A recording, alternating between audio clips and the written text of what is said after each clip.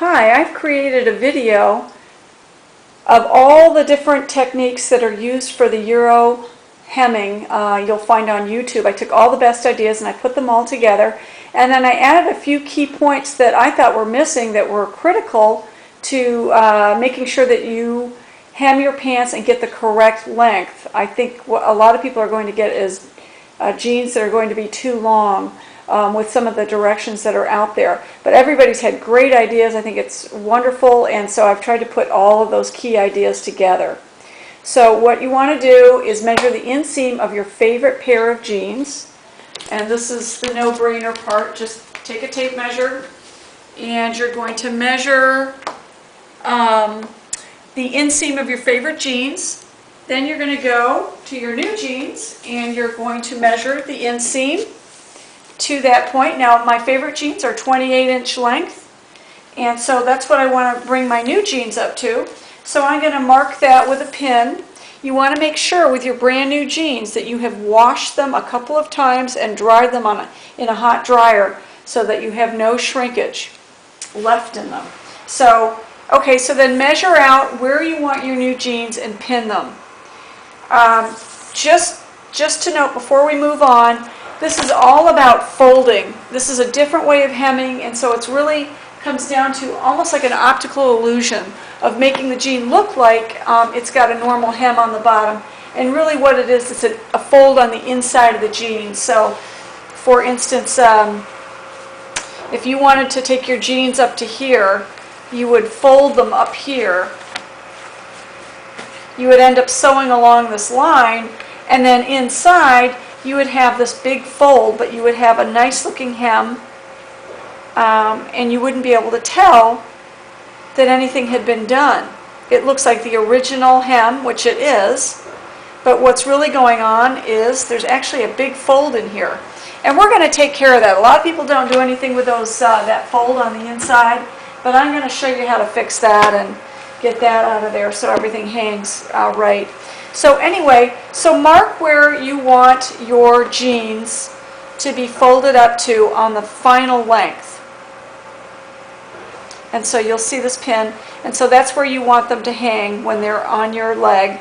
That's the final length that you want. Okay, so if you're taking your jeans up 5 inches, you want to add an inch because of the fold that is going to be created downward, because you're going to be adding length when you fold the pants back down. So just like this. So let's say this is the bottom line of where you want your jeans. You're forgetting that if you had, let's use this red pin as an example. Let's say that's the bottom of the jean that you actually want, and you fold your jeans up here. Then you sew along this line. You're folding it back down. Now you've created the space here and here, which measures to a little more than an inch, because this is a 1/2 inch to this white line, and this little flap here, that is about 1/8 of an inch. And that's going to be on all your Levi's and your Lucky jeans. So my suggestion to you is to figure out how much you are going to take your jeans up. Let's say here, let's say you're going to take your jeans up 5 inches. You want to add an extra inch in your calculation, and then you half that amount. So if this is 5 inches, you would add an inch, 6 inches, and then half that amount, so that when you fold your jeans up and you're getting ready to sew them, you're going to be at the right length. And if you're not sure, that's not a problem.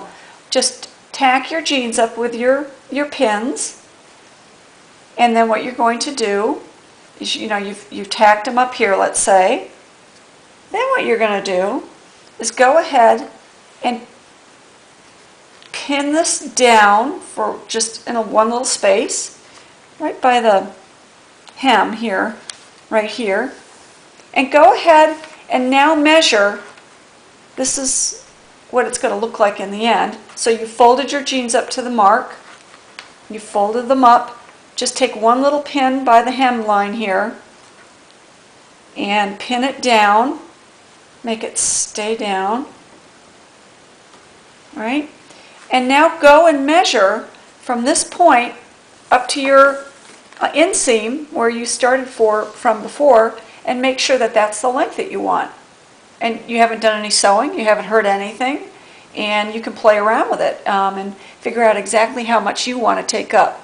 So I really suggest that you follow the step of folding this back down. You add that inch and you fold it back down and you find exactly where you want your jean to hit. Okay, so now it's time, you've pinned everything up and it's time to begin sewing here shortly. A few things that I saw on the internet, on the YouTube videos that were really helpful, and a lot of our sewing machines are very picky and they don't like big, thick seams. Somebody mentioned taking a hammer and hammering down. I took my pair of jeans all tacked up, pinned up, and I took them to the garage and I hammered the seam where it's really bulky. I hammered it down 3 or 4 times, and that was great. The other wonderful example that somebody gave, I think it was the same person, was that she used her zipper foot. If you have a sewing machine and you know how to change your feet out, I highly recommend that you use your zipper foot. It gets you really close to this edge and it makes it really clear to see. It gets you in close.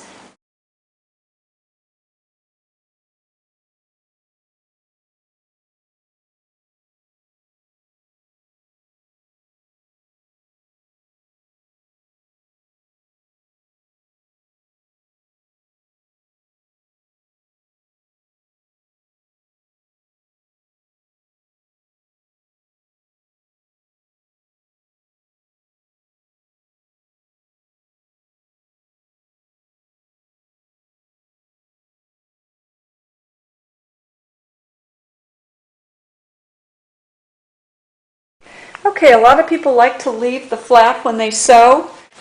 I think you can kind of see the outline of where, I don't know if you can see that, but you can kind of see a line there, and especially after you've washed the jeans quite a few times, you might actually get a fading mark there.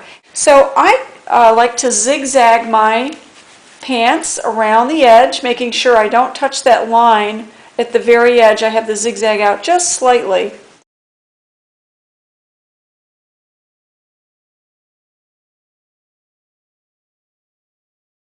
You just cut the jean, and then if it does fray at all, it is stopped by the zigzag stitch. It's going to look really nice and really finished. And I think that that's a really good idea. It only takes a second to zigzag and cut the jean. Iron it. Okay, my jeans are completed. I washed them after I took them up, and you can see this one I pressed, and then this one when I took it out of the dryer, I didn't press this one yet. I just wanted you to see the difference between the two. So you may have to press them a couple of times. I think after a little while, little wear and tear, I think that they are going to look quite normal just straight out of the dryer. Okay, so there you go. The jeans are completed, and you can't tell. I mean, if you looked really, really close, you would be able to see that something's a little bit different, but you'd have to be looking for it. Otherwise, they look like normal jeans.